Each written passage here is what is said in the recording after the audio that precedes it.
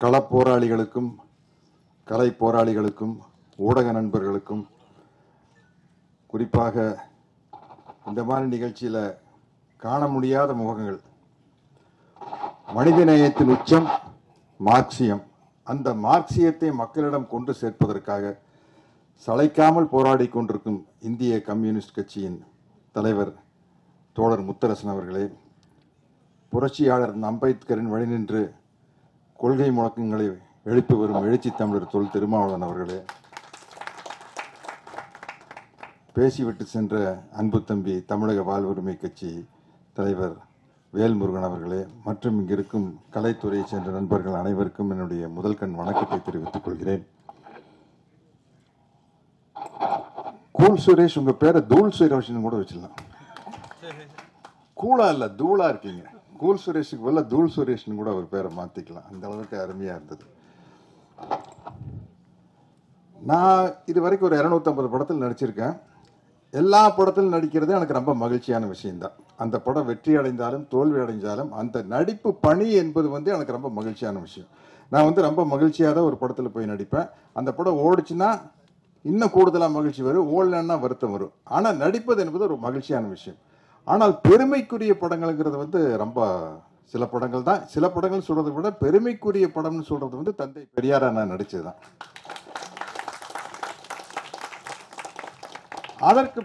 அதுக்கப்புறம் சில பெயர்களை தாங்கி நடிக்கும் போது ரொம்ப மகிழ்ச்சியா இருக்கும். அதாவது படத்து கதைக்கும் புரட்சி தலைவர் எம்ஜிஆர் அவர்களுக்கு எந்த சம்பந்தமும் இல்லை. ஆனால் எம்ஜிஆர் மகன் அப்படிங்கிற படத்தில் நான் தான் எம்ஜிஆர், அந்த படத்தினுடைய கதைப்படி. அதே மாதிரி தோழர் சேகுவாரா கூட என்ன எந்த வகையிலையும் ஒப்பிட்டு பார்க்க முடியாது. அப்படிப்பட்ட ஒரு ஒப்பற்ற புரட்சியாளர் தோழர் சேகுவாராக இருக்கவே முடியாது. ஆனால் அந்த பேரில் நடிக்கிறது எனக்கு மிகப்பெரிய மகிழ்ச்சி. ஏற்கனவே யாரோ சொன்னாங்க தோழர் சேகுவாருடைய கெட்டப்பில் நான் நடிச்சிருக்கேன். புரட்சிக்காரன் அப்படின்னு ஒரு படம் நம்ம வேலு பிரபாகரன் அவர்கள் தயாரித்த படத்தில் நான் தோழர் சேகுவாரா கெட்டப்பில் நடிச்சிருக்கேன். அதே தான், புரட்சிக்காரன் படத்தில் தோழர் சேகுவாரா கெட்டப் நடிச்சிருப்பேன். இந்த தோழர் சேகுவாரா அப்படிங்கிற டைட்டில் நடிக்கிறது எனக்கு ரொம்ப சந்தோஷமான ஒரு பெருமையான விஷயம். இந்த படத்தினுடைய தயாரிப்பாளர் அனீஸும் இந்த படத்தினுடைய இயக்குனர் அலெக்ஸும் என்னை பார்க்க வந்தப்ப சொன்ன விஷயம் எனக்கு அப்படியே புல்லரிச்சிருச்சு. அவ்வளோ மகிழ்ச்சியாக இருந்தது. இந்த கதையை எழுச்சி தமிழர் தம்பி திருமாகிட்டையும் திராவிடர் கழக தமிழர் தலைவர் ஆசிரியர் வீரமணியா கிட்டையும் போய் இப்போ கதையை சொல்லி இதில் இந்த தோழர் சேகுவாராங்கிற டைட்டில் ரோல் அந்த படத்தை இந்த காலேஜினுடைய ப்ரொஃபஸராக நடிக்கிறதுக்கு யார் இருந்தால் சரியா இருக்கீங்களா, தம்பியும் சரி ஐயாவும் சரி சத்யராஜ் தான் கரெக்டுட்டாங்க. அதுக்காக உங்களுக்கு ஒரு மிகப்பெரிய நன்றியை எழுச்சி தமிழர் அவர்களுக்கு இந்த நேரத்தில் நான் கூறிக்கிறேன். ஏன்னா அது நடிப்பாக இருக்காது, அது உள்ளார்ந்து வர்ற ஒரு செயலாக இருக்கும். அப்படிங்கிறதுனால என்ன சொன்னது எனக்கு ரொம்ப மகிழ்ச்சியாக ரொம்ப பெருமையாகவும் இருந்தது. எனக்கு இவங்க இந்த சென்சாரில் வெட்டப்பட்ட காட்சிகள் எல்லாம் இங்கே போட்டு காட்டினாங்க. இந்த எல்லா காட்சியும் படத்தில் இருக்குது, ஆனால் வசனங்கள் வேற. நான் மறுபடியும் அதில் ரீடப் பண்ணி வேற வசனங்களில் சென்சாரினுடைய விதிகளுக்கு உட்பட்ட வசனங்கள் தான் இந்த காட்சிகள்லாம் வருது இல்லையா. அதனால தான் அதுக்கு நம்ம சென்சார் சர்டிஃபிகேட் கொடுத்துருக்காங்க. அதனால அதை இந்த படம் செப்டம்பர் 20ஆம் தேதி வெளியாகிறதுல ஏதாச்சும் தடங்கள் வந்துடுமோன்னு விநியோகஸ்தர்களோ திரையரங்கு உரிமையாளர்களோ பயப்பட வேண்டிய அவசியம் இல்லை. சென்சாரில் என்ன சொன்னாங்களோ அதை மாற்றி பண்ணியாச்சு இல்லையா. ஏன்னா இது பராசக்தி காலத்திலிருந்து இருக்குது, வேலைக்காரி அண்ணா காலத்தில் இருக்குது. அண்ணா எழுதின வேலைக்காரிலிருந்து கலைஞர் வசனம் எழுதின பராசக்தியிலிருந்து இந்த மாதிரி பிரச்சனைகள் இருந்துகிட்டு தான் இருக்கு. அமைதிப்படையில் இருந்தது. வேறம் படத்தையே தடை பண்ணாங்க. அந்த படத்தை அப்போ முதலமைச்சராக இருந்த புரட்சி தலைவர் எம்ஜிஆர் அவர்கள் தான் அந்த படத்தை பார்த்துட்டு இயக்குனர் பாரதிராஜா அவர்களை கூப்பிட்டு நீ தியேட்டர் எடு நான் பார்த்துக்கிறேன் அப்படின்ட்டாரு. அப்படி வெளிவந்த படம் தான் வேறம் போயுது. அந்த மாதிரி இந்த பல சிக்கல்கள் உள்ள படத்தில் நான் நடிச்சு எனக்கு ரொம்ப அனுபவம் இருக்குது. இந்த படம் நடிக்கும்போது தம்பி அலெக்ஸை பார்த்தப்போ எல்லாருக்கும் தோழர் முத்தரசன் சொன்ன மாதிரி ஒரு சின்ன பையன் அப்படின்னு தான் நினைச்சோம். ஆனால் நான் நடித்த காட்சிகளை பற்றி தான் எனக்கு தெரியும். ட்ரைலர் பார்க்கையில் தான் எனக்கே பிரமிப்பாக இருக்குது. அலெக்ஸ் அவ்வளோ அற்புதமாக நடிச்சிருக்காரு. அவ்வளோ அருமையாக அவ்வளோ ஆக்ரோஷமாக சண்டை காட்சிகளில் அதாவது தன்னுடைய வாழ்க்கையில் இந்த பாதிப்புகள் எல்லாம் நடந்திருக்குது. அந்த கோபம் அங்கே தெரியுது.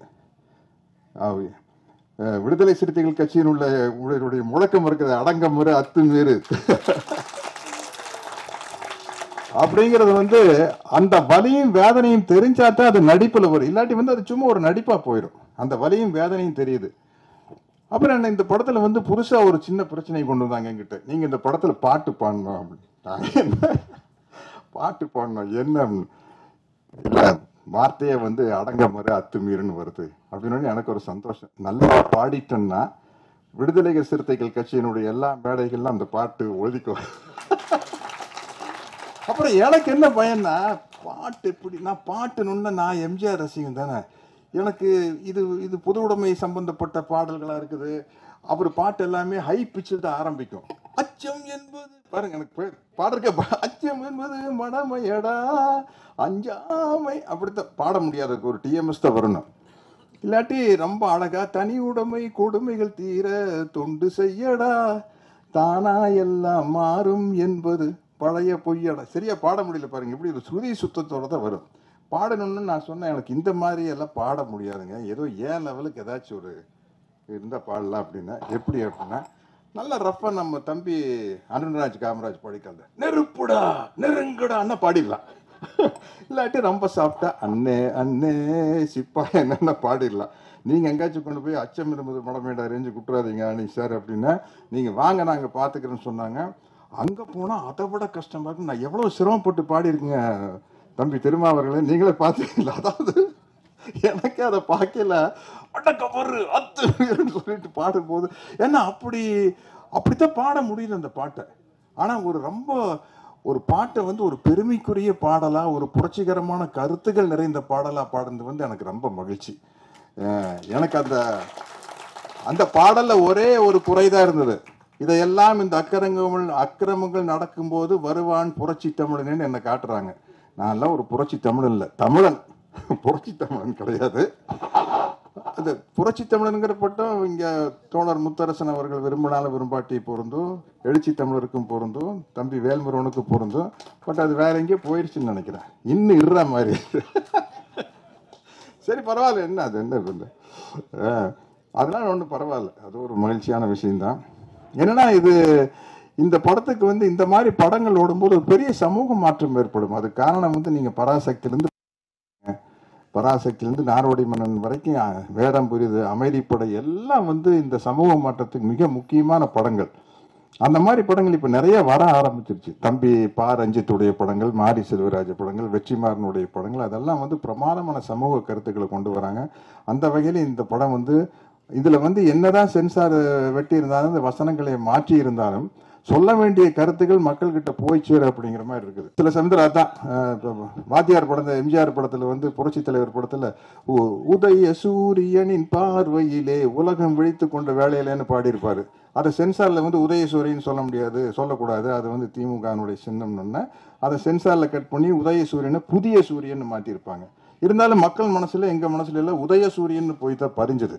மேடையில் முழங்கு அறிஞர் அண்ணா போல்னு பெற்றால் தான் பிள்ளையால நல்ல நல்ல பிள்ளைகளை நம்பி இந்த நாடே இருக்கு தம்பியில பாடி இருப்பாரு.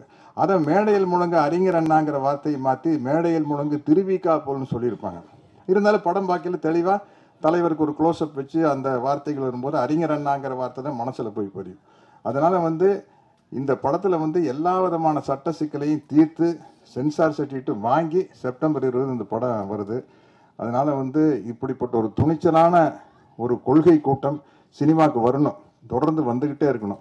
ஏன்னா வந்து சினிமாங்கிறது ஒரு கலை அம்சம், பொழுதுபோக்கு அம்சமாக இருந்தாலும் கூட ரஷ்யாவின் புரட்சியாளர் தோழர் லெனின் முதற்கொண்டு கலை வடிவத்தை ஆதரிச்சுக்கிறாங்க. கலை வடிவத்தின் மூலமாக ஒரு புரட்சி மக்களிடம் மிக தெளிவாக மிகச் சிறப்பாக சென்றடையும் என்பதில் இருக்குது.